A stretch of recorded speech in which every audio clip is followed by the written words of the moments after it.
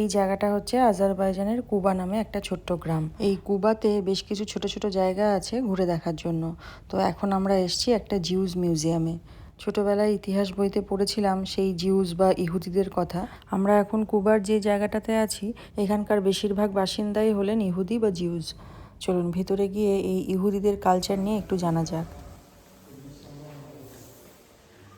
দেখো, হিস্ট্রিতে এগুলো পড়বে, ভালো করে দেখে রাখো,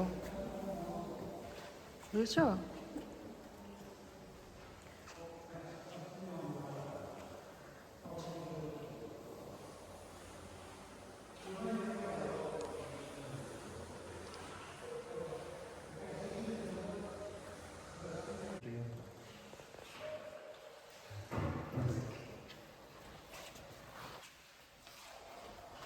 Nagara, Chamansa, Karma.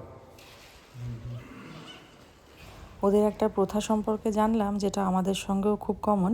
এই যে মেন দরজার বাইরে এরকম একটা মেটালের জিনিস লাগানো থাকে, এটাকে ওনারা খুবই শুভ বলে মনে করেন। বাইরে বেরোনোর আগে এটাকে টাচ করে মানে এক প্রকার প্রণাম করে বাইরে যান।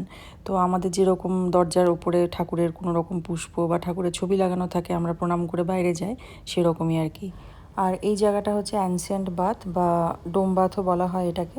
তো আমরা এটার ভেতরে ঢুকতে পারিনি, বন্ধ ছিল। কারোর যদি এটার সম্পর্কে কিছু জানার থাকে তাহলে প্লিজ গুগল দেখে জেনে নেবেন, কারণ আমার এই ছোট্ট ভিডিওতে এত ডিটেলে বলা সম্ভব নয়।